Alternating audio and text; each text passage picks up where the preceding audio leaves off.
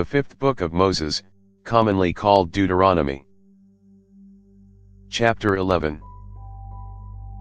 Therefore you shall love Yahweh your God, and keep his instructions, his statutes, his ordinances, and his commandments, always. Know this day, for I don't speak with your children who have not known, and who have not seen the chastisement of Yahweh your God, his greatness, his mighty hand, his outstretched arm, his signs, and his works, which he did in the middle of Egypt to Pharaoh the king of Egypt, and to all his land. And what he did to the army of Egypt, to their horses, and to their chariots, how he made the water of the Red Sea to overflow them as they pursued you, and how Yahweh has destroyed them to this day. And what he did to you in the wilderness until you came to this place. And what he did to Dathan and Abiram, the sons of Eliab, the son of Reuben, how the earth opened its mouth and swallowed them up, with their households, their tents, and every living thing that followed them, in the middle of all Israel. But your eyes have seen all of Yahweh's great work which he did. Therefore you shall keep the entire commandment which I command you today, that you may be strong, and go in and possess the land that you go over to possess. And that you may prolong your days in the land which Yahweh swore to your fathers to give to them and to their offspring, a land flowing with milk and honey. For the land, where you go in to possess, isn't like the land of Egypt that you came out of, where you sowed your seed and watered it with your foot, as a garden of herbs. But the land that you go over to possess is a land of hills and valleys which drinks water from the rain of the sky.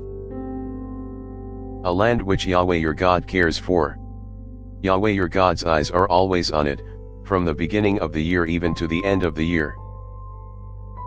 It shall happen, if you shall listen diligently to my commandments which I command you today, to love Yahweh your God, and to serve him with all your heart and with all your soul, that I will give the rain for your land in its season, the early rain and the latter rain, that you may gather in your grain, your new wine, and your oil. I will give grass in your fields for your livestock, and you shall eat and be full. Be careful, lest your heart be deceived, and you turn away to serve other gods and worship them. And Yahweh's anger be kindled against you, and he shut up the sky so that there is no rain, and the land doesn't yield its fruit, and you perish quickly from off the good land which Yahweh gives you. Therefore you shall lay up these words of mine in your heart and in your soul. You shall bind them for a sign on your hand, and they shall be for frontlets between your eyes.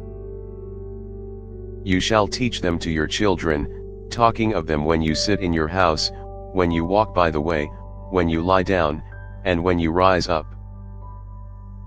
You shall write them on the doorposts of your house and on your gates, that your days and your children's days may be multiplied in the land which Yahweh swore to your fathers to give them, as the days of the heavens above the earth.